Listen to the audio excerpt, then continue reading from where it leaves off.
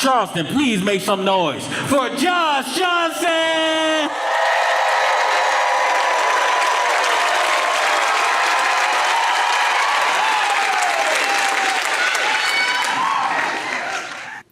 I was talking to one of my friends, and he said that he knew, the first time he knew his neighborhood was broke was when the bank closed.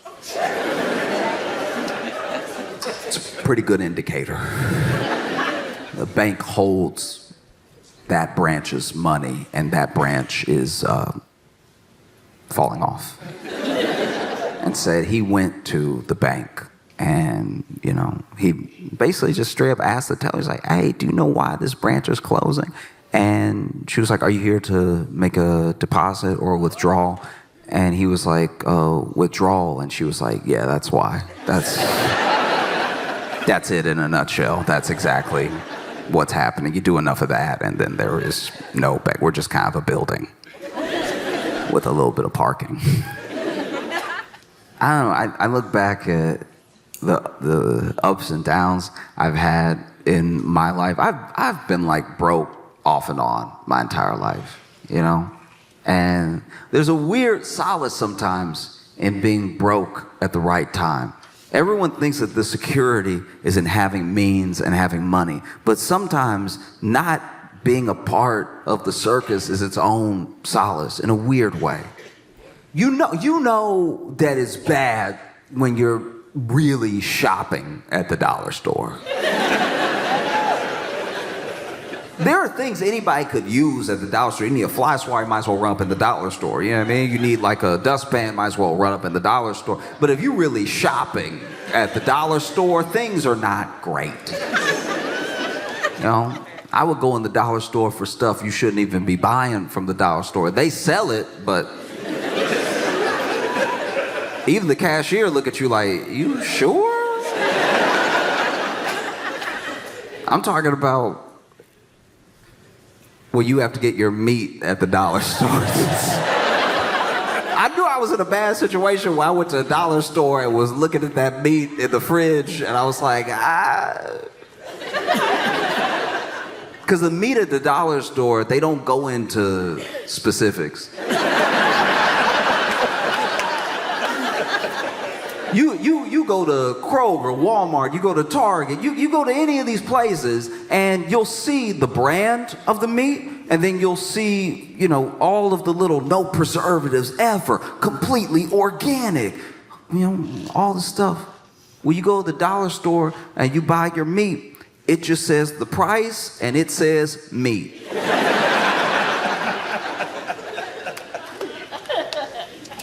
And you're like, maybe if I don't ask any questions, it can be whatever I think it is.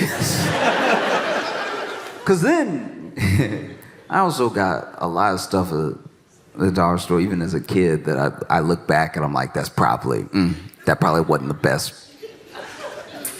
Like a good example, if you know, when you shop at a dollar store, especially if you ever got toys at the dollar store, the dollar store toys are in a very specific, slightly copyright infringed arena of toy. You would have a G.I. Joe, but it doesn't say G.I. Joe. It just says soldier. And you buy the soldier, and it even got the setup like a G.I. Joe, like it stands like a G.I. Joe, but the legs a little too short. So some very long arms. I couldn't tell if the arms were long or the legs were short, and it doesn't have grip action. It says that on the front, grip action. It just has a hole. They didn't make a hand. They made a hole stub, and then this hole stub is what you go ahead and put the little toy gun through. But then they didn't really measure out the gun versus the hand. And so the gun is not in proportion at all. So it looked like this would blow his arm off if he tried to shoot it.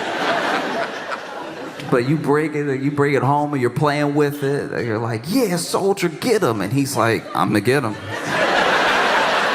Oh, I'm gonna get him. They getting it right now. Trust me. Nah, they getting it. Look. Point me over here. No, it was terrible. It was very bad. It was horrible. You know, you would have those dollar store crayons. That's another one. It's a very specific type of drawing as a kid, because those dollar store crayons, they melt in your hand. So you got to be quick with it. You got some imagination. It needs to come out now. You got to put those crayons in the fridge. I remember being around some of these crayon kids being like, your crayon's stale as hell.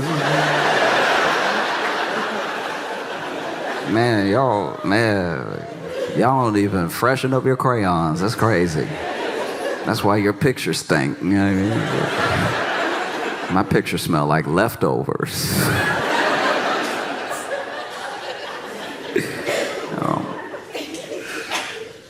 I remember one of my favorite toys from the dollar store was like a Stretch Armstrong, right? But it was Stretch Arm. It would only stretch for like 3 days. You only got 3 good. After that, it would get hard. And if you tried to stretch it after it got hard, it would cut your finger open. I don't know what it was made of, but it was the most malleable, unmalleable thing. It was Play-Doh and adamantium together. No, it was crazy. And that's the thing too, is when you're growing up in this situation, for anyone who knows what I'm talking about from experience, then you also know that it's very hard to know that you're broke, especially if you're a kid. It's hard to know if you are surrounded by love. My family loved me so much, so much. They still do. I make it sound like make it sound like there was a falling out. They still love me. But no, I was surrounded by love. I had my grandparents, and my mom, and my dad's love. I had my aunt, and my uncle's love. I had my cousin's love. I had so much love around me. And when you're surrounded by that much love, you don't know that you don't have money when you have that much love until you meet somebody who has both.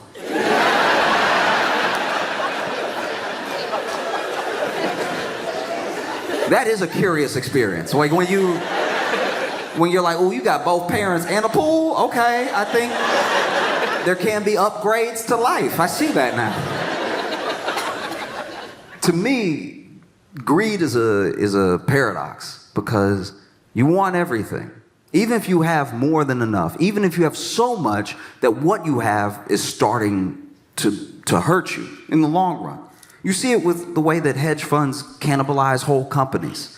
It's like, okay, everybody made some short-term profit, but now this thing that people used to love doesn't exist. You know? Like you take like a Southwest. You know, Southwest, people used to love Southwest. Bags fly free. Affordable tickets. You just sit wherever. You don't have to wait for the person. Southwest used to be so fire, because then you don't have to wait for the person to get to their seat, and you don't have to get up for anybody. Do you know what it's like to just be in your seat on the plane? And everyone's almost here. There's a couple of stragglers. There's almost nobody coming down that aisle anymore. You even settle in. You're like, oh, I may not have a seat next to me. This may be the promised land.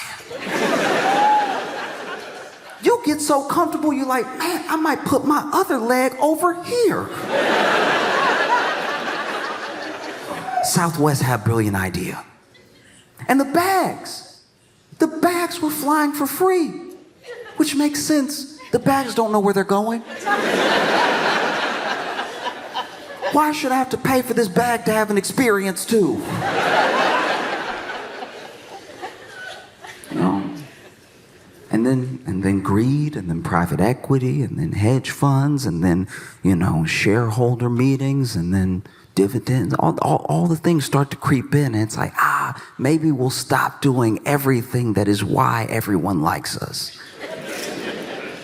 Maybe we'll just be like the other airlines. They make money, but then you actually look at the people who fly Southwest, and they were like, oh, y'all. Y'all aren't nice enough to be like them, though. Like, your seat doesn't even go back like that. Why would I pay for everything here that I pay for over there? That's crazy. And so then you see people plummet, because they're making decisions based on money, but not money that they need, just more money that they might be able to get. You know? And there's only there's only so much that a business can grow. I understand a startup's passion, and that passion makes sense because the company just started. But after a while, it's like, do you really need to own everything? If the answer is yes, it's like, and they don't say it to us. They say it to each other. You ever get a hold of a recording of a closed door meeting and the way they talk about their own customers? You know, that's why greed is like a paradox to me. You're so greedy that then you end up cannibalizing your own company, your own efforts, yourself. You end up hurting yourself.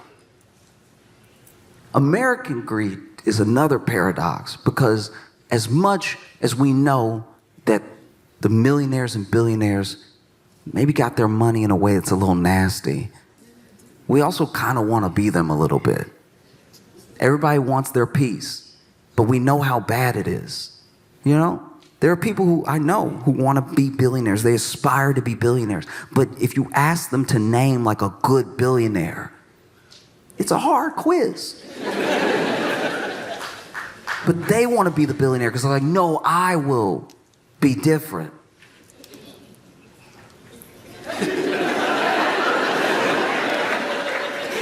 How? You know? That to me is like a drug dealer saying, no, I'm gonna be different. Oh, how so? Oh, I'll only sell drugs to bad people.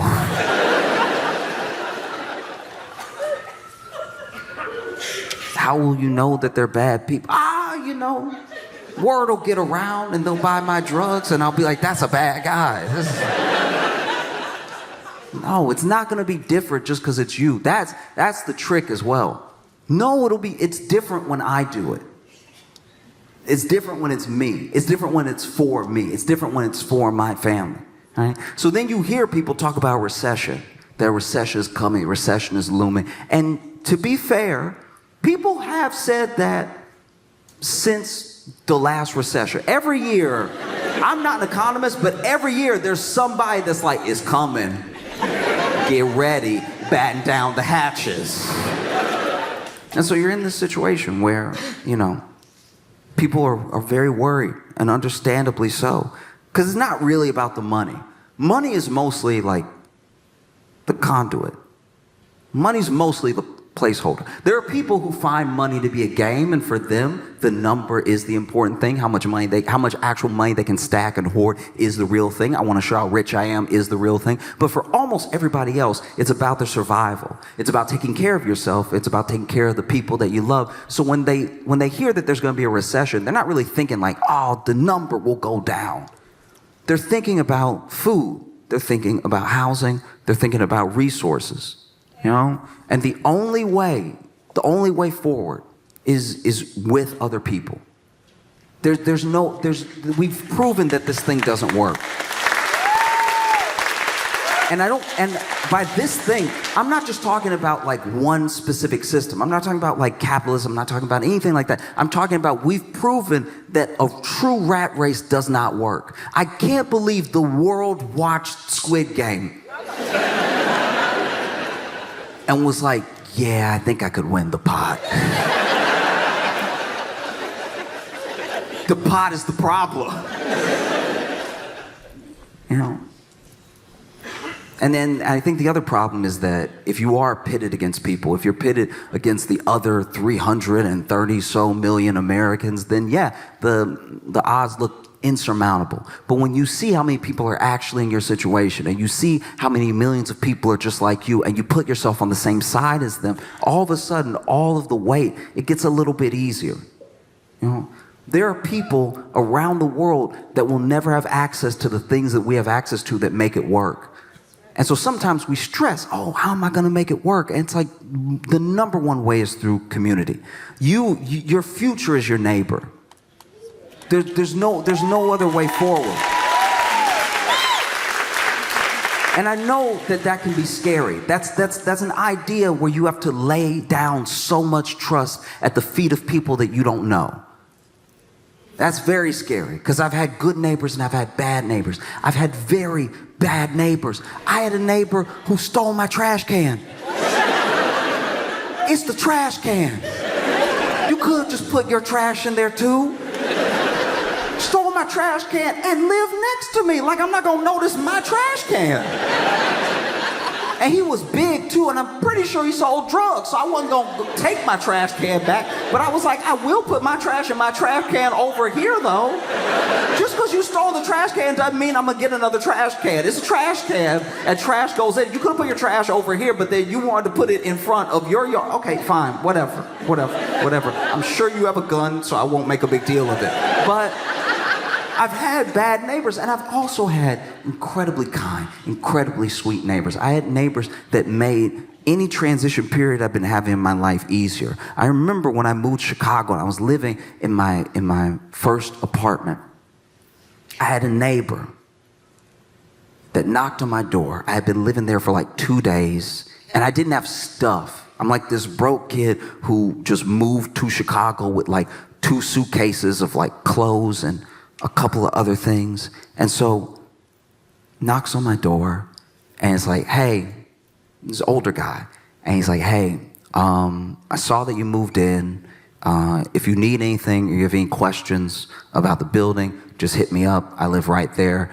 And I'm thinking he's like the building manager or something. So I'm like, oh yeah, what's your name? And we get to talking a little bit. And as we're talking, I realize he doesn't work for the building at all. This dude is literally just checking on me for the sake of checking on me. And he's like, if you need anything, because I saw, you were having a little trouble, I couldn't have caught up to you, but I was gonna help you up and everything. And I was like, oh, thank you, man. And we didn't see each other often. And I remember the day that I moved out, because I ran into him again. I ran into him and his wife. And he was like, man, I'm sorry to see you go.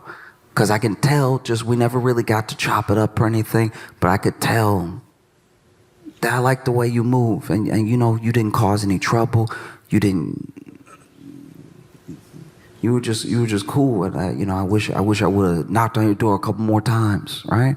I never forgot about that guy, because even knowing that there was someone there if I was having a problem, it just made living there on my own a little bit easier. Just in the back of my head. Once again, we didn't even have that many interactions. I only knocked on his door a couple times. And the couple of times I knocked on his door, he needed help too. There was one time where we had in our building a chute for the laundry that nobody used. Nobody ever used it because it's not like it was one person.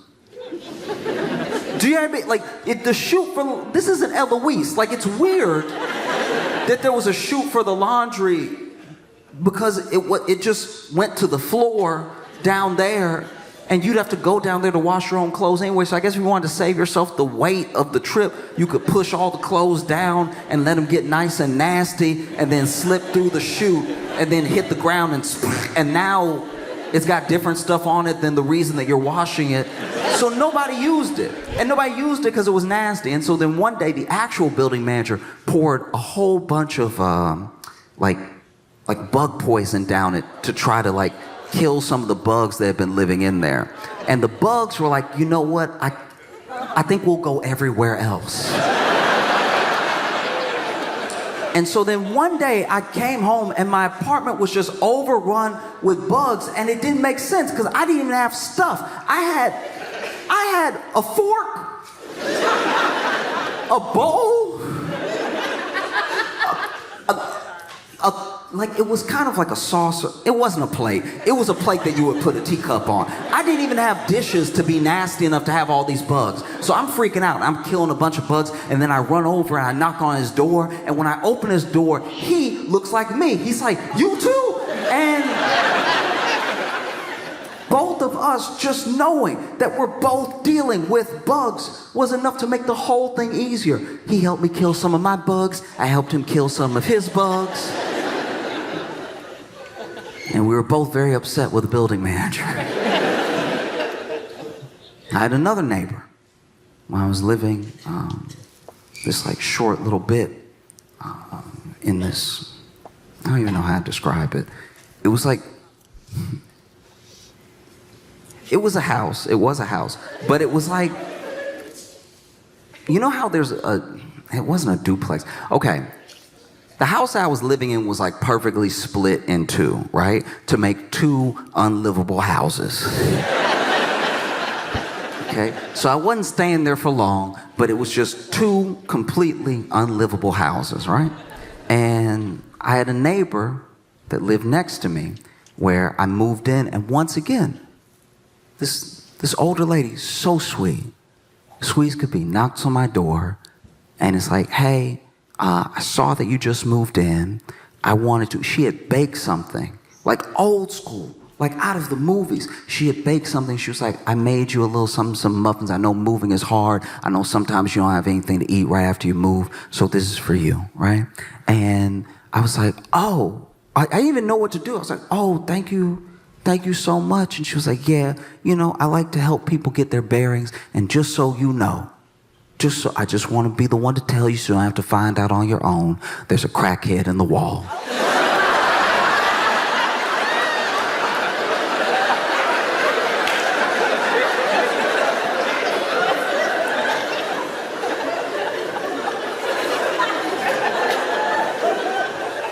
And when you get that type of warning, it does make you look at the muffins twice. One has nothing to do with the other. But I was still like, oh. And she was like, yeah, we thought it was a bird for a long time. And then he started talking.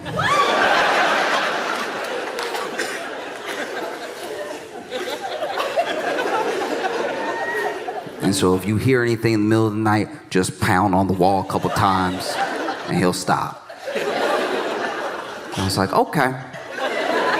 All right. Okay. And I closed the door and I sat in silence for the rest of the night. Waiting to hear a noise that would never come. It wasn't until like months later I heard some scratching in the wall, and I was like, how does somebody just live with it? And so I knocked on her door, and she came to the door. She was like, you hear him too. And I was like, look, I know you lived here longer than me, but in case it is a bird, maybe we should call animal control. Just throwing it out there, right? And she's like, you can do what you want.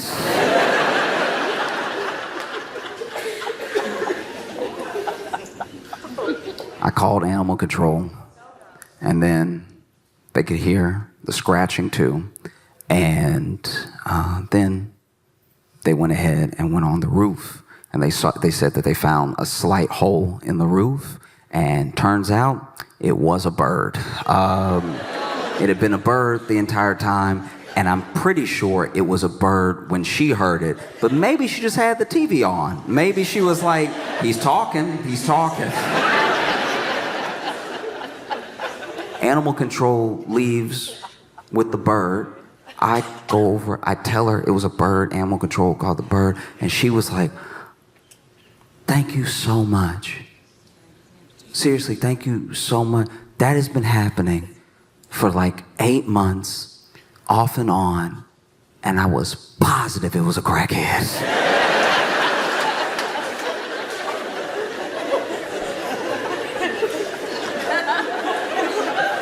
And I guess that's what a good neighbor does. I guess a good neighbor lets you know nobody's in your wall.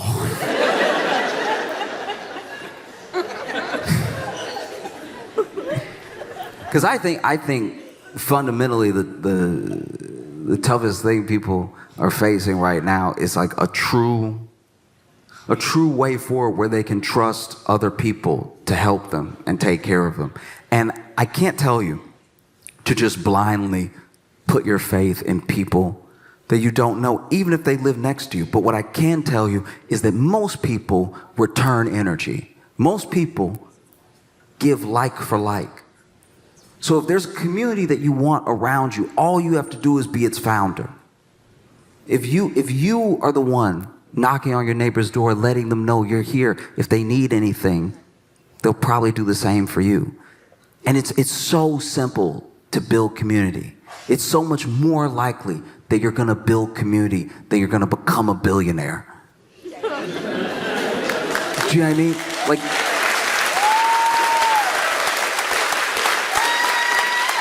both things are incredibly hard to do. They take a lot of hard work and everything, and one of them means everyone will hate you.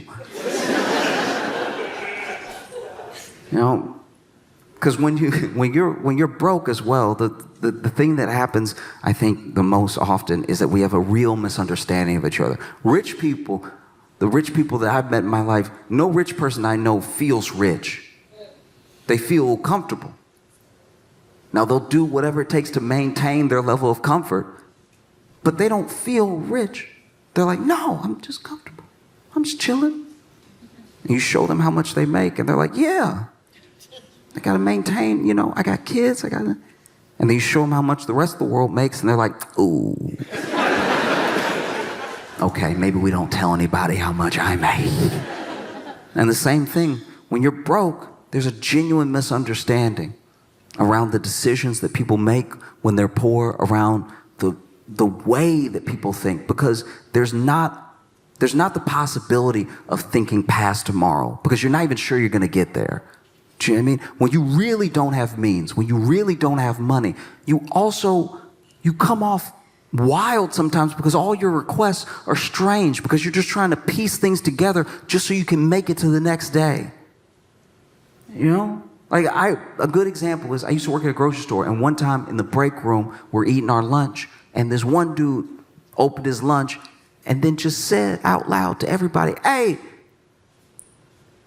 I made a hamburger at home, but oof, does anybody have a top bun?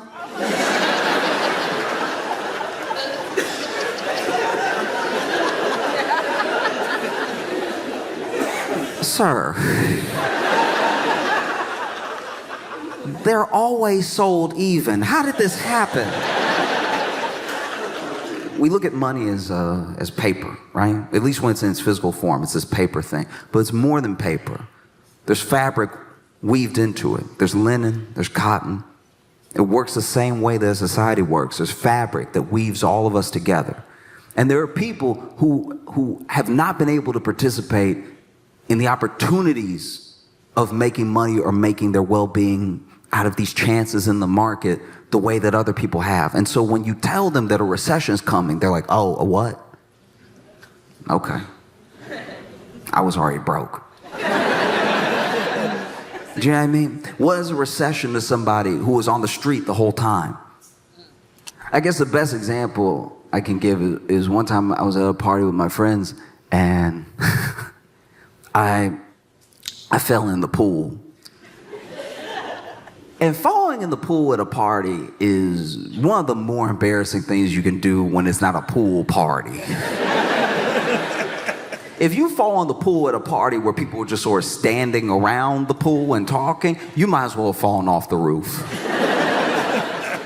But I fell into the pool at the party, which is not just embarrassing, it's not just annoying, because now all my clothes are wet and everything. It's terrifying because I can't swim. You know what I mean? I'm not a swimmer in the way that I would like to be, and the way that I would like to be is to be able to survive. And so when it comes to swimming, I'm not only not a fan, I'm not efficient. And so I get in the water, and when you don't swim, and I don't just mean can't swim, I'm saying when you don't swim, like for fun or anything, being surrounded by water out of nowhere is very concerning. I didn't realize I had stepped into the pool until I was in the pool. So now what I feel like has happened is that I turned around and water surrounded me. And so I start doing what I think swimming is innately. I start fighting the water, right? I'm punching and I'm kicking and I'm like, get off me, water, but I'm in the water. But I'm like, get back, I don't want you over here. And that's not how water works. And so I'm sifting through the water, and it's almost like swimming, except I'm staying in place underneath it. So that is drowning. That's what drowning is. When you're swimming perfectly, but you're not going up above and you can't get your head up, you're not actually swimming, you're drowning, and it's also exhausting. You're fighting and you're punching, you're kicking, and you're moving, and you're doing a pretty good job of drowning. If you could get your head above water, this would be swimming. And if you could get your chest up, if you could do that butterfly thing, now you're a swimmer. But I am over here, no more water. Get out of my face, right?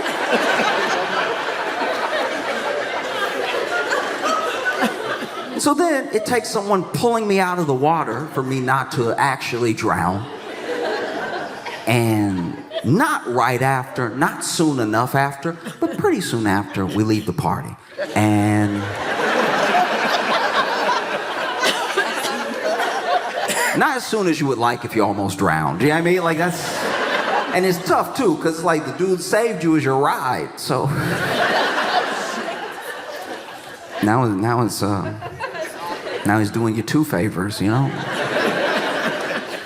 So then, you know, man saves me, and my buddy pulls me out of the water, and now, you know, we stay an extra 20 minutes because now he's got his MAC points for saving a life in front of everybody, you know? That's what most embarrassing. The only thing more embarrassing than like showing a whole party full of people you can't swim is to be sitting there wet while the person that saved you tries to mac on somebody. Just like, yeah, you know, I do what I can. I do what I try to help out the people, you know, and doing my best. And it's like, also, my man didn't. Look, I'm not necessarily trying to give notes on being saved, but like, my man did jump in the pool and grab me and lift me up and swim me to the shore of the edge of the pool, right? This man just stuck his arm in and kept clawing at me until he got the back of my shirt. That's barely saving. Like, when I tell you that I'm over here, stop it, water, no, I don't want any more. And then he is over here, bow, and he missed like 8 times. So he was punching me in the head while trying to save my life. And he finally hooks his hand behind my collar and pulls me up the way that a cat sort of lifts its kitten in its mouth. You know what I mean?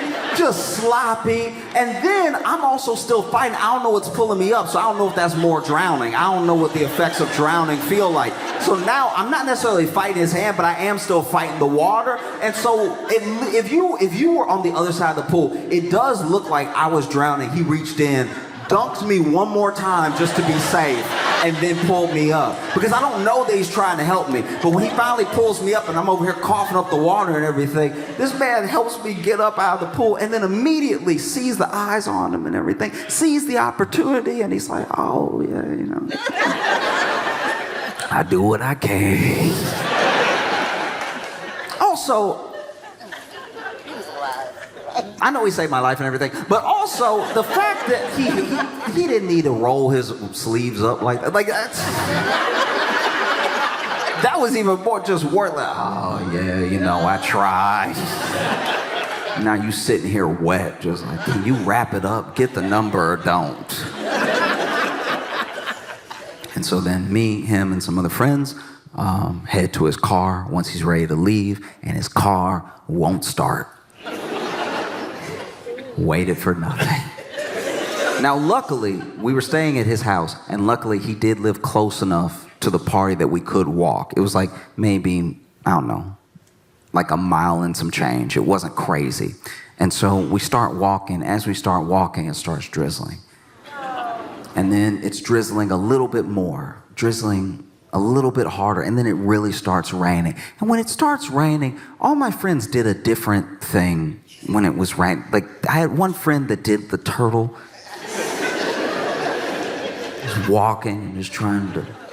And I get it, because he has some deep collarbones. He would have had 2 lakes on either side of his neck if he had just let the water hit. That would have been 2 puddles he had to carry. So I understand him trying to... And then I had another friend who was over here doing this, which genuinely pissed me off. That's one of the craziest things I've seen. You have 2 hands, one hand covering some of your head, but not even efficiently. Where's the distance management here? You'd be better putting the hand on your head. And then I had another friend who just decided to lean forward, because I guess he just doesn't want a wet front. He's just cool with it all hitting the back. And as it's raining and raining, my friend was over here doing this, turns to me, because I'm just walking. I'm not doing any of this. I'm just walking normal. And they're like, oh, John, you must not mind the rain.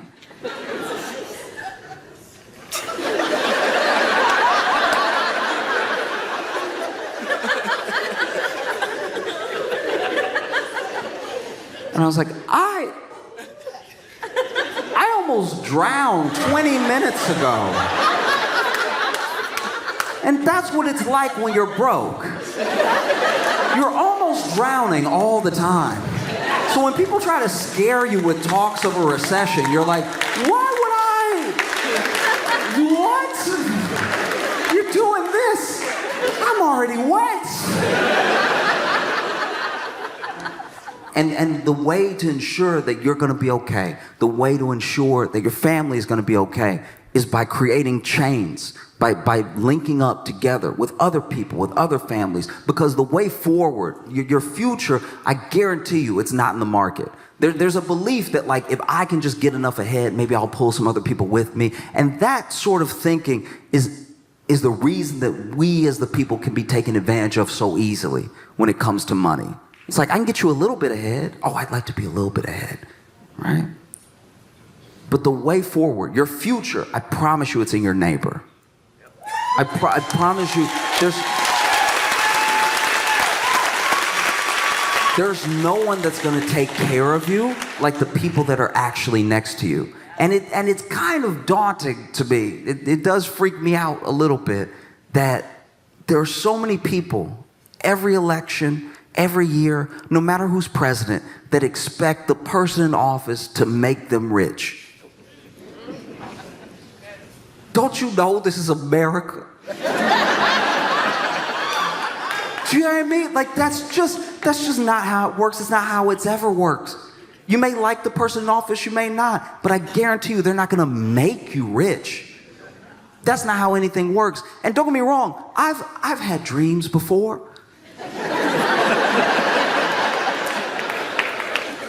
I had a hard time getting to know people, and I had a hard time communicating with people. I'm an only child, and my mom wanted me to have friends so I wouldn't be crazy.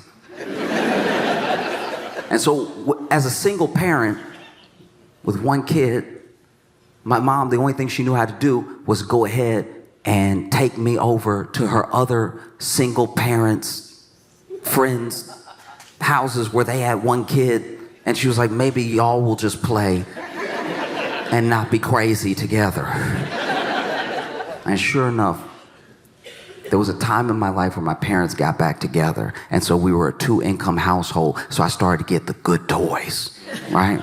The real good toys. I'm talking WCW, NWO, wrestling toys, Sting, Goldberg, Kevin Nash.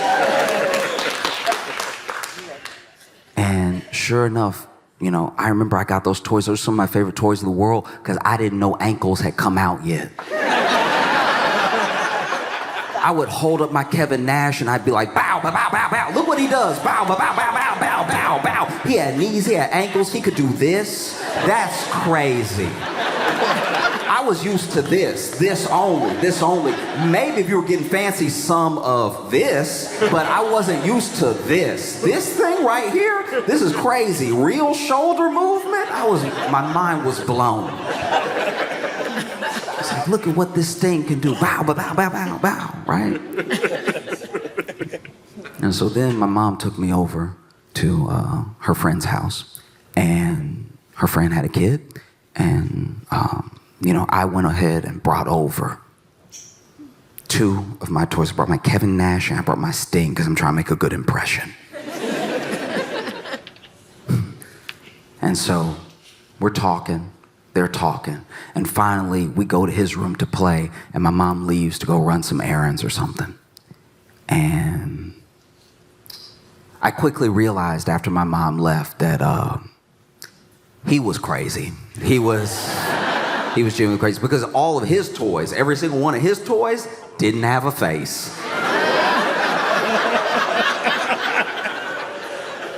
None of his toys had faces. I don't know if he was chewing them or if he was burning them, but they were gone. And so he looked at my Sting toy and he was like, "Oh, we have the same one." And I was like, "I don't see how that's possible."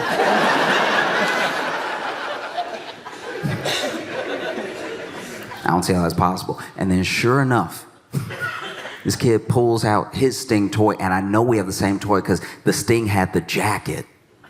The jacket you could put on, you could take off and everything. And so we're playing, and I'm trying to be a collaborative new friend, right? I'm like, what do you want to do? You want to do Legos? You want to do like wrestlers, whatever? And then we decide Legos. So I was like, do you want to build a castle? You want to build a wall? What do you want to do? So we decide to build a castle, right? And then this kid, we're halfway through the castle, maybe 100 pieces to go.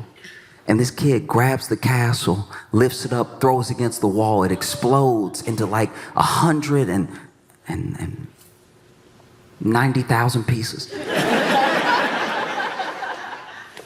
And I'm like, what did you do that for? And he goes, don't talk to me. And I was like, oh man, yeah, chill, Satan, chill, okay? Back up, devil, okay? Because I had been prepared in case the situation happened, because I knew I wasn't a crazy only child, but I knew there were other crazy only children out there. So I already had my thing on me, right? I had that lance in my back pocket. I was like, don't you come near me. I will cut you open. This thing is 6 weeks old.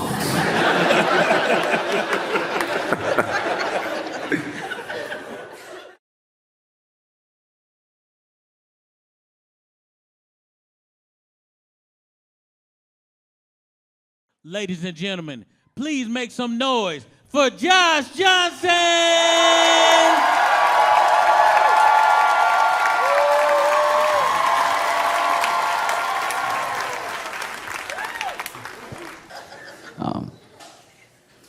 It genuinely has been an insane week, you know?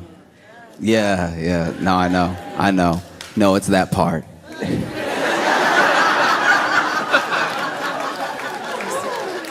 I'm not gonna talk about it forever, but yeah. Oh, it's what you came for? Okay, good. Yeah, I'm glad you didn't want to hear about my life. No, okay, Trump took office and he immediately signed a wild amount of executive orders. They've been one-upping each other every presidency for a little while. Like, I'm pretty sure Barack Obama signed more than Bush, and then Trump signed more than Obama, and then Biden signed more than Trump. But this was like astronomical. This was a whole lot, because basically Trump went ahead and signed executive orders that rolled back a lot of what Biden did, plus his own. Right, and he did some sweeping stuff. Like, he signed an executive order that began the steps for the U.S. to leave the World Health Organization. I did not do it. But what feels kind of wild to me about the executive orders that Trump is passing and a lot of the things that we're going to see for the next few months into the rest of his presidency is basically just a blueprint of everything that Project 2025 said that they were going to do. It's a project that he said he knew nothing about and had nothing to do with, but now that he's in office, they seem hella tight. It's kind of like when you tell the police you don't know somebody, and then the police are like, but here's a picture of you two right here.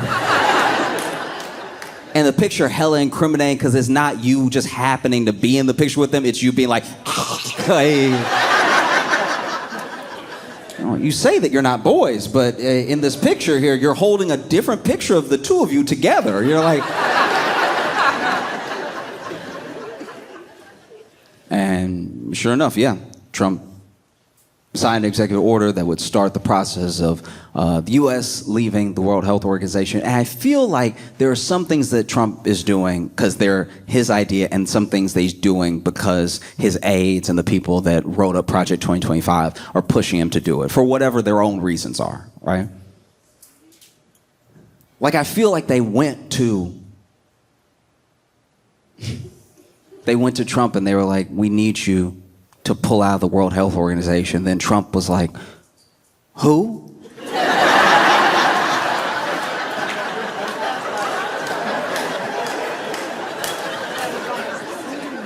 And they were like, yes. And he was like, yes, what? And they were like, who? And he's like, who? And they were like, that's what we're saying. Who's who? And then he was like, I'll do what you want me to do, but I just need to know who it is. And it's like, who it is? That's who we want you to do it to. We have to pull out of who? Pull out? Who? Where? Yes, because we believe that who is dangerous. Who is dangerous? Yes, who is dangerous?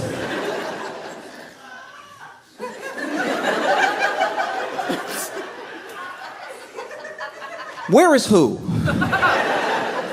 Well, sir, who's all over the world? Who is dangerous all over the world? Yes, that's why we have to pull out of who. I'm not in who, by the way. I'm just standing here.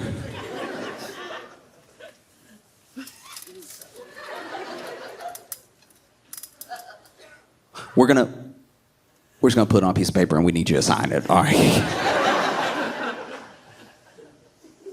And this is my main thing when it comes to pulling out of the World Health Organization, is that a lot of people take for granted things that are functioning in their life. Things are either good, you expect to be good, and things that are working, you're just like, yeah, it works because it's supposed to work, right? But sometimes we don't ask enough questions on how a working thing got to the way it was.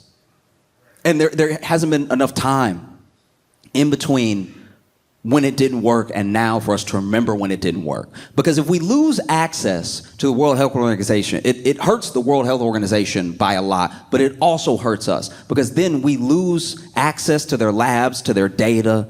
Most of what happens and the way that cures and vaccines come about quickly is because all these countries are able to share information, which all sort of help us leapfrog over the last breakthrough that another country had. And because it's not a race, it's just shared information. It's just a group project. And our pharmaceutical companies, by the way, also need the World Health Organization to just stay on top of things, right? And I'm no fan of pharmaceutical companies. I'm just saying I'm a fan of people who are sick getting help, right? And so my thing is, if you pull out of the World Health Organization, as good as the doctors that we have in the U.S. are, or at least can be, it won't be long before we're all just sort of WebMD. You know, it won't be long before a new thing, take something like COVID, right? No matter what you believe about the origins of COVID, you understand that something started up in China. And then because of the World Health Organization, everyone was able to talk about it, do testing. They were able to share findings. We were able to get to a vaccine pretty quickly, right? So now, let's say something comes out of another country. And we may know it's coming out of the other country from the news, but we don't actually know any breakthroughs because we're not sharing that data. And everyone has to start all over again every time they try to have a breakthrough. So now you'll just be a regular person walking up to other people like, hey, I'm just asking, just in general, just because I'm curious, but is anybody else like farting blue? No, me neither. No. That's crazy. I don't even know why I said that. That's just like crazy, but like it can happen. You know, I've been hearing on the news that it can happen, and there's people whose whole bathrooms look like a Smurf died. Like it's just, stuff can happen, you know? Just curious. Yeah.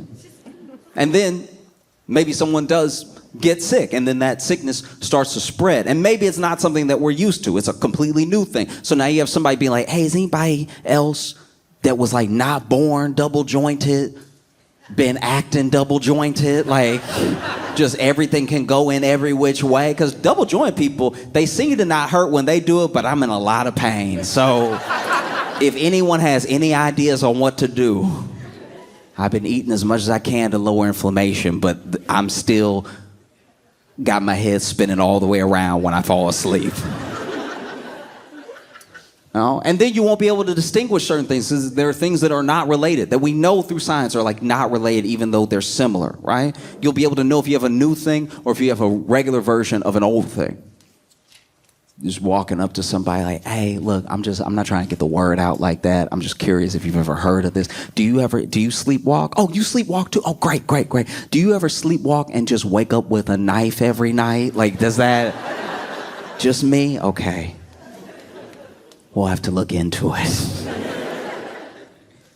This dude also signed an executive order, the one they promised to, delaying the TikTok ban. But while he was talking about it, after he signed it, he was basically saying like, oh yeah, you know, the US should own some part of it, maybe 50%, maybe more, who knows. And it's hard to tell when Trump talks about what the government should do, if he means the government should own it or he should own it. Because I'm not gonna lie, this TikTok thing is the most mob boss thing I've ever seen. It's the most like, oh, you like your little thing? Like, yeah, okay, maybe I own some of it.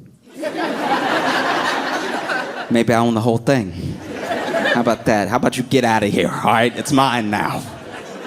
One of the pettiest things that Trump did was he used an executive order to take back John Bolton's security detail. Now, I don't like John Bolton. I'm not like crying for John Bolton or anything. And if you know John Bolton, you'll know who I'm talking about. He looked like a Scooby-Doo villain. When John Bolton got the mustache of somebody who has retired from tying women to train tracks, all right? This dude one of my favorite John Bolton memories was one time he was on, I think it had to be Fox News, he was on, and for some reason, they must have been trying to kill time or something. They put John Bolton, now he was old back then, so this is old, but he was still old when this happened. They put this old man on a hoverboard.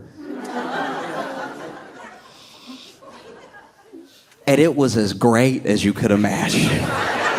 They literally try and explain to him what to do on the hoverboard while he's on the hoverboard, which is the worst time to tell somebody how to operate a hoverboard. Don't let them get on and then be like, okay, now subtly. And so then this man, not knowing what to do, sort of moves his hips a little bit, and he just starts spinning. And you can go back and watch the clip. This man is screaming, ah, ah!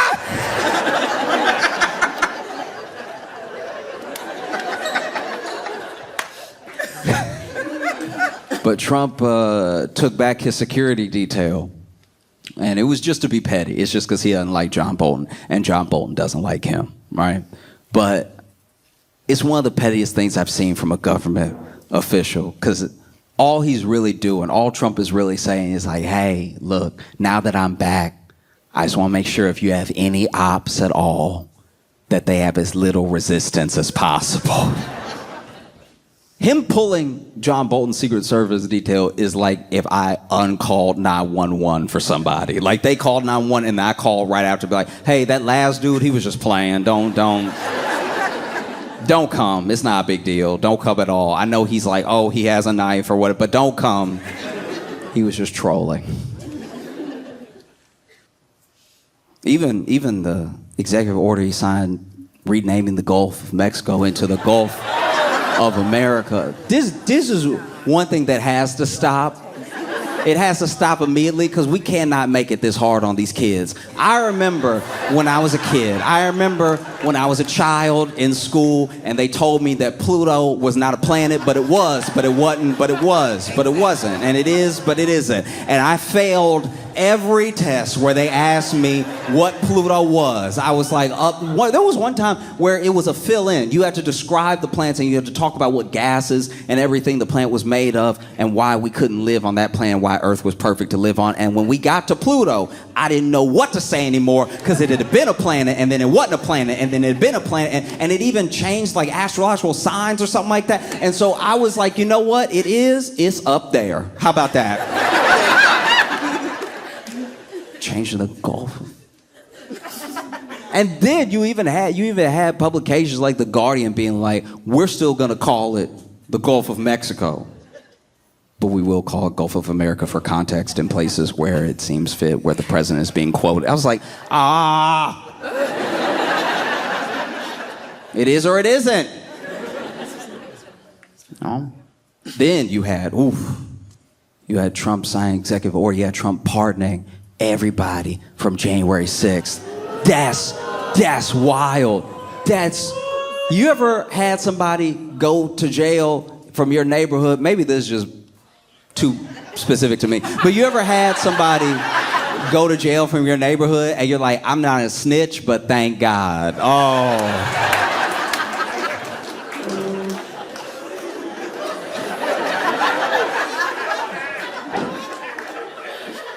There was this dude named LaDon, right? And I can say his name because he never gonna get out. But there was a dude I knew named LaDon, and I remember when he got locked up, I was like, oh no, don't. Like, you know what I mean? Because you wanna show that solidarity, but the police were taking him. I was like, oh, how dare you, 5-0. I can't stand 12. LaDon, no. Oh, but LaDon was wild. He's like a proper criminal. It's like, you know, because then his boys were wearing like free LaDon shirts, and I was just like, Anytime I saw one of them, I was like, oh no, I hope this doesn't have the support that I think it does. There was even one of his friends that wrote to the local, I think it was council person or something, trying to get him to look into it. And I'm not gonna lie, I low-key did like a John Bolton, and I also wrote to the local council. I was like, hey, he was just playing. LaDon need to be in there. Don't pay any attention to what he's saying. Like, he just kind of wilding right now. You know what it is? LaDon owe him $20, and he want the 20 back. He doesn't want him free. He should not be free. LaDon a bad person. LaDon was a bona fide monster. So now imagine LaDon go to jail. The hood is free.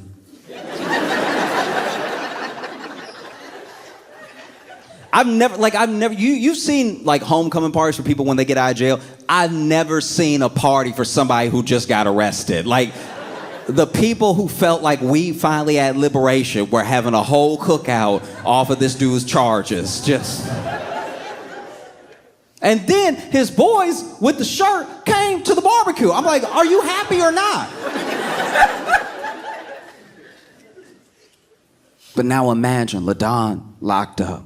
We can finally rest easy. And then the president of the United States is like, actually, nah, LaDon, well, he not innocent, but I don't care. And now he's coming home. That's got to be what it feels like for some of these people. There were plenty of people, don't get me wrong, there were plenty people that were up there, did January 6th. They felt like the election had been stolen. They were sure that they had proof. They wanted to hang the vice president. They came in there with all the smoke, ready for all the juice. And then they get to go home too. This has to have been a wild experience if you are a J6er, because you were there. Remember when they pooped on the desk? They let them leave that day. They pooped on the desk that day, and then they were like, get out of here. And they were like, you right. And then they left. And they were very willing to be on camera. There were people interviewing each other about what they were doing. It's like, hey, Patriot, what are you doing? Oh, I'm tearing up. I'm tearing up Nancy Pelosi's office right now in protest of the election being stolen. This is me, James Atwood.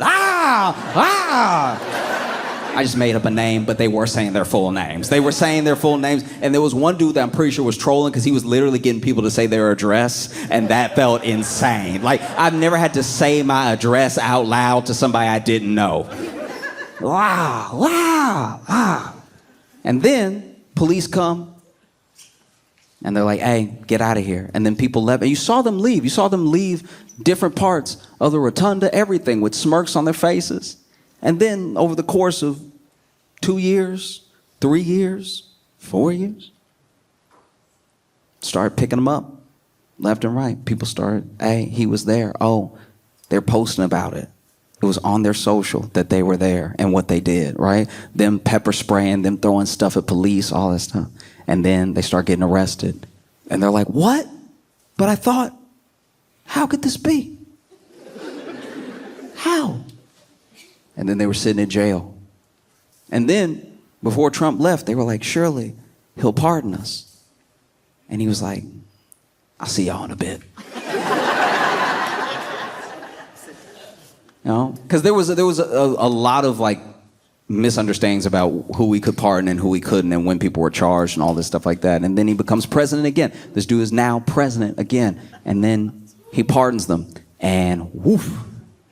Normally, I'm used to seeing a lot of people get out of jail through like innocence projects and stuff like that. People who did not do something. And then they're like, I never thought anyone would believe me. I thought I was going to sit in jail and now I'm free. And they're nothing but grateful. They get out, they're hugging their families, they're crying and stuff. And that has not been the case with the J6.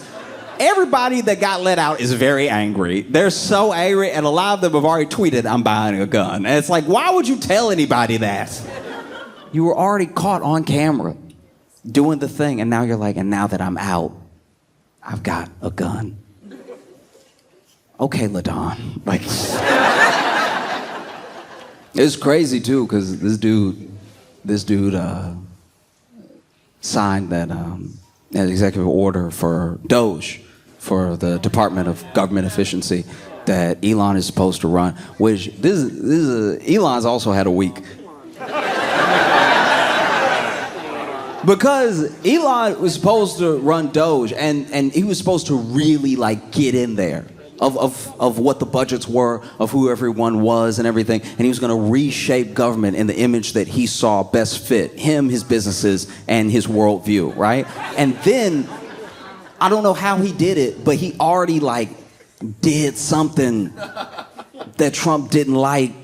Of course he did. Like it happened quickly because this dude was supposed to have an office that was near the Oval Office, right? And then one of Trump's, I think a cabinet member, but maybe it's an aide. I can't remember who it was, but they told Elon outright. They were like, "Hey, you're not gonna be around here."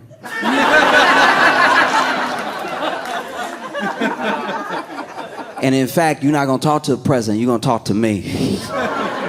Which is wild. Now, don't get me wrong, that person is also like a huge MAGA Trump Republican, but still, the fact that they felt the need to wedge themselves between Trump and Elon already speaks volumes, you know, because Elon, you know, was standing behind the presidential seal.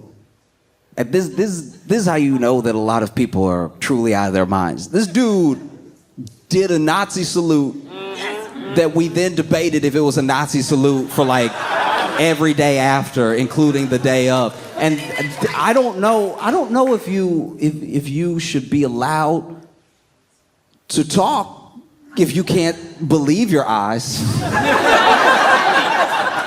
you know what I mean? Like, there were people that were like, that was not a Nazi salute. He was throwing his heart out to the crowd. I'm like, well, he has a weird pitch. You know what I mean? I always throw my heart like this.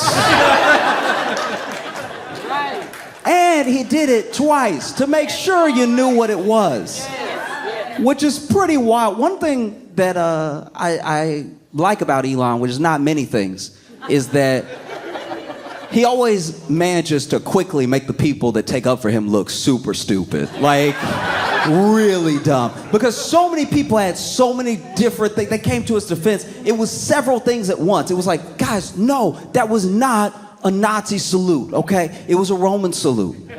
I'm like, all right,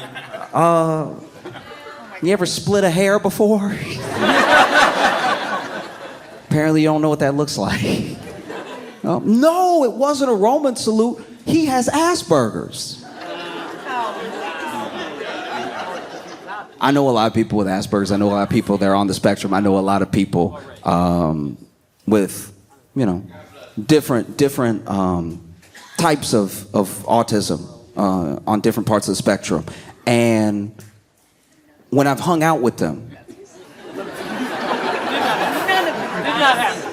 and they've needed to point,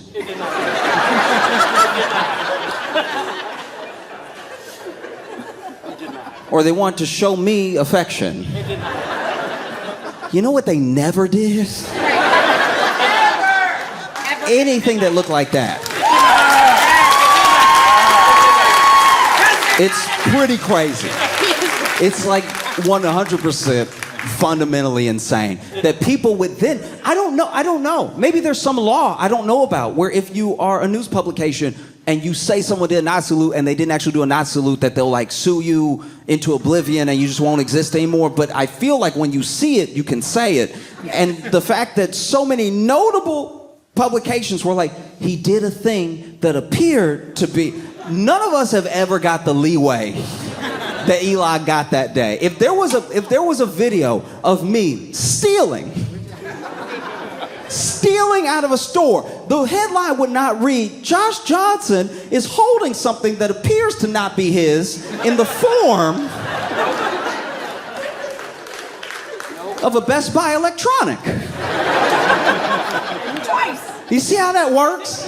You see how when you see something, you can say exactly what it is and the world won't shatter? I do think genuinely that if people call out what they saw, they might feel the need to do something about it. So rather than do any of that, let's sidestep it and just be like, look, maybe it would, but I don't know. Who knows? These do. Like, in what world do you not know? You saw it. And you know how you know you saw it? Because Nazis saw it. And you know who was excited about it? Was Nazis. They were very excited. And if they think they saw it, then what are you doing now? If they're very sure of what it was, what do you look like being so unsure? No, it was a Roman salute. No, he has Asperger's. No, he's just awkward and he gets excited. I'm awkward. I got a lot of problems. And you know what I've never done? But truly, that's like that's a thing that I watch happen. And then so many people are like, guys, he's anything but a Nazi. He's not a Nazi. He loves Jewish people. And then we pointed to tweets where people showed whole sick conspiracy theories against Jewish people and anti-Semitic rhetoric. And then he would comment under it, that's true. But somehow he's not a Nazi. And then for everyone who was still like on the fence or still hardcore, pro Elon, he's not a Nazi, y'all. He went ahead and did y'all a huge favor. He attended an AFD rally via satellite in Germany and told them, hey, you gotta let go of the past, y'all. We can't keep feeling bad about stuff that happens. The AFD, by the way, which is the most Naziest of the Nazi, he's like, no, you gotta be proud of your Germanness. These are all dog whistles, but you can hear it. You know, I hear you, dog. And then Trump signed this executive order that rolled back protections and acknowledgement of trans people, all right? And, I didn't do it. And the thing is, you know, if there's anything that I wish Trump would ban that had anything to do with gender, It would be gender reveals.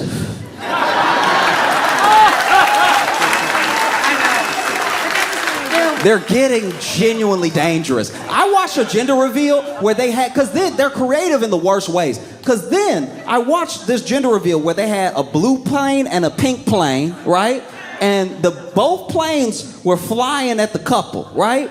And then I guess whichever plane, I don't really know how it's supposed to work because both planes flying, so I don't know how we're gonna figure out what the baby is. You know what I mean? So then the pink plane veered off to the right and the blue plane kept straight. So I guess that meant it was a boy because they started celebrating, right? But they started celebrating without moving and the plane was still coming at them. And so it's not a big plane, but it's a little bigger than a toy plane and it hit the husband in the face and chopped his head all up. Like he's alive, he's fine, but you could tell it hit him hard and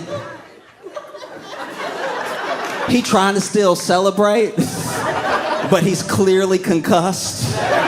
He's 100% concussed, just oh.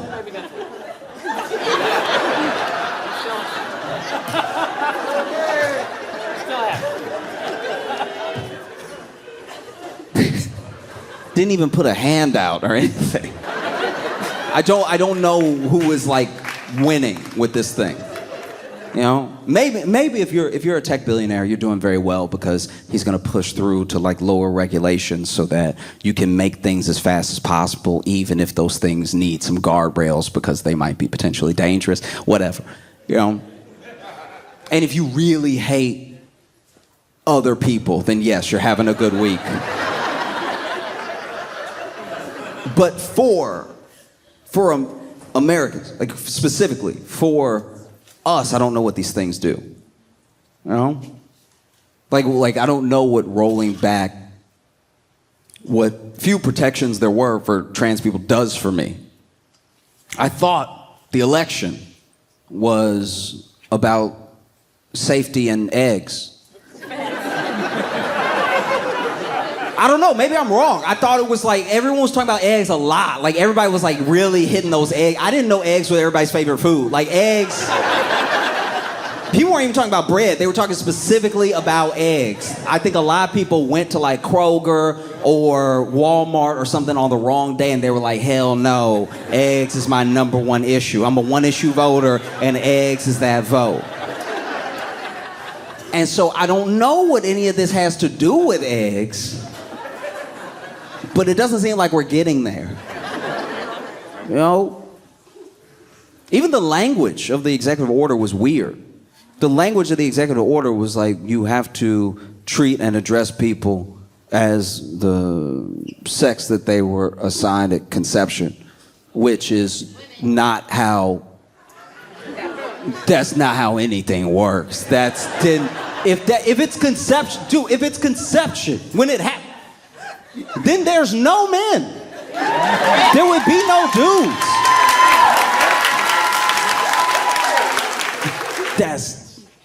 This is not a plan. Like this is terrifying. Don't get me wrong. There are plenty of people who are scared, and there are plenty of people who don't know what to do next. And one thing I really want people to stop doing, and I'm not anybody's boss. You can do what you want. You can probably, whatever. Screw me. But we're not like cooked. Don't do that thing. Don't give up immediately. Like there's a sort of rhetoric and an idea that like, oh, we're finished and this is it, and like there's nothing that can be done. It's like guys, no. But then you see people devastated, giving up very quickly. You know, oh man, we're ruined. We're so cooked. It's like I mean, if you believe that, then we are. Like if you earnestly believe that, then yes, absolutely, that's what cooked looks like, because cooked is done, and you like your steak raw. So, yeah, I mean, like day one we're cooked. That's also, that kind of made me furious. I'm not gonna lie. Not even like an armed resistance attacking people or something like that. Oh, we're cooked. It's like, you saw him with his pen.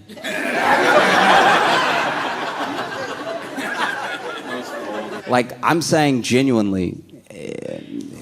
People, please, if you feel anything, then you should openly speak it. You know, one of the reasons that these things spread, why negativity spreads, why like the general pessimism towards movements spread, is because people let their doubt reign over everything, all of their discussion, all of their thinking. It's like, I'm not saying that I know exactly what to do about executive orders that he passed that I don't agree with. Those things are for the courts to hopefully fight, you know? But I will say, for every person that I know that was affected by an executive order that he has, that I know is scared, I talk to that person. And I tell them, hey, I'm at least here. Now, I'm not the president, but I'm here for you, locally, right? That's how you build community.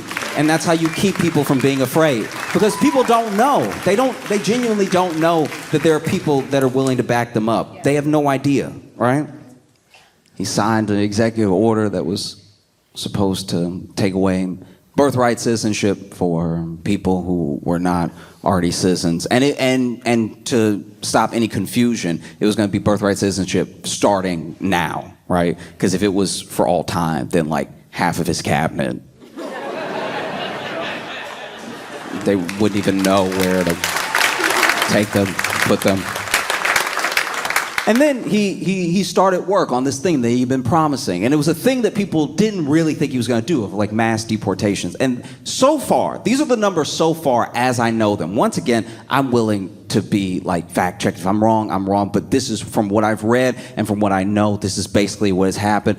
They did some ICE raids in places like Chicago, and there were some in Texas too, Arizona, and like plenty of like sanctuary cities. That's ones they were like targeting initially. I'm not sure why, because you would think in the red states that vote for this thing, they would want it first. Like, that just seems like it's making nobody happy.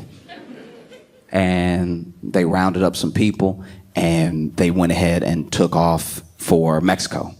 And so then they take off from Mexico. We did it. We raided. We got some people. Gonna drop them off at Mexico because these are Mexican illegal immigrants, right? And so then FAA comes on and they're like, hey, don't land here. And I do think that nobody really thought that part through. I don't think people really thought. And then even when they let them land, they were like, don't let them off the plane. Just turn around. And they were like, all right. Okay, we will be back though. We'll be back with more, right? Because I should be clear here that apparently, from what I've read, just deporting these 80 people cost the taxpayers $700,000. So I do not know how we're gonna save any money. I don't know how this plan is gonna work. 80. There's supposedly 11 million undocumented immigrants in the US, right? 11 million, so 3.3% of the population, right?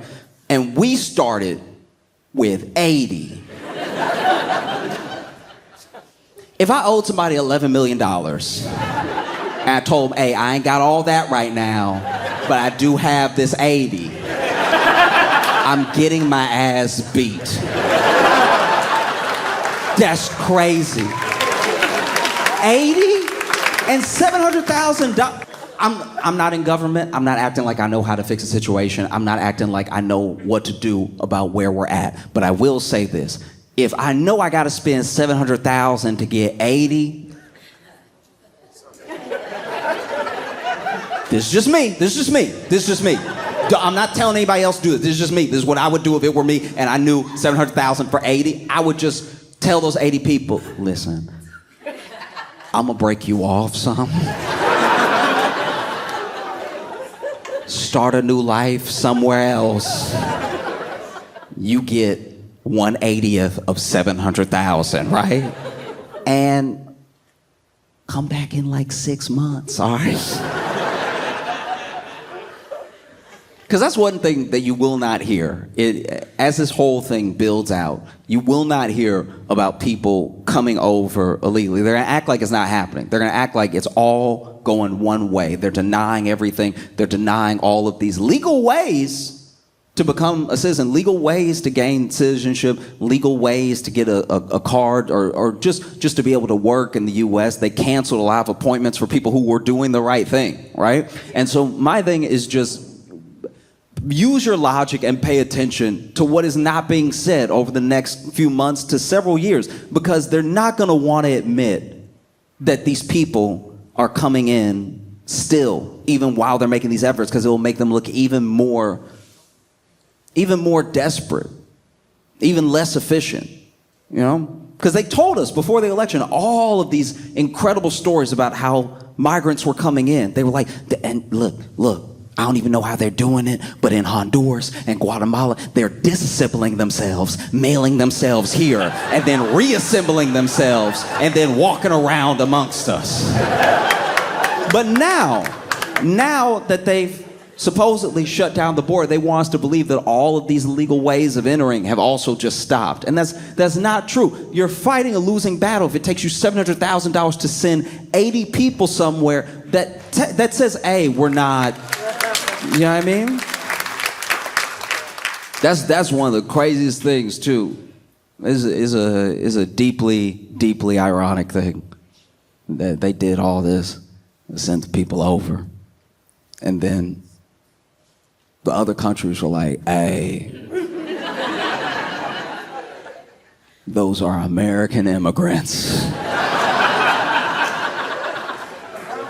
No, that's crazy. No, and I think a lot of it. I think a lot of the like tactics that have been taken and some of the logic that's been used on the news and everything is just it's genuinely like fear based. It's to like rile you up. It's to make you feel afraid and everything. And you know, even in the executive orders, like 100 executive orders or so, and so many of them don't really say anything. They don't really do anything. You just sort of make a show of signing it. You know.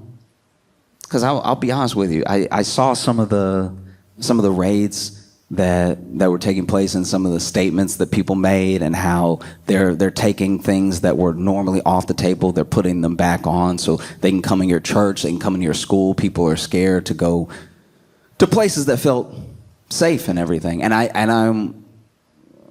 will say I don't know exactly what to do. I'm not acting like I have any answers. I just don't know how possibly this is the road, like this is the tack to take, you know? Like, people will say things like, oh, they don't pay any taxes. It's like, don't they eat? Then didn't they pay the sales tax? Didn't they pay? And by the way, this not paying taxes thing, they get paid under the table by Americans, by the way. There's no job that they have that an American doesn't give them, and pay them under the table in cash, and probably pay them a little less than minimum wage. Probably pay them in even numbers. So what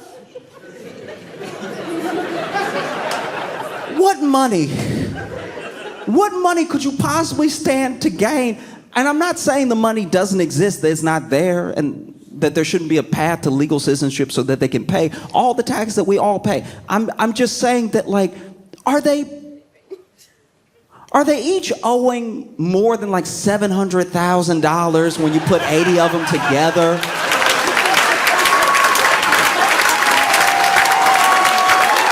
I don't know.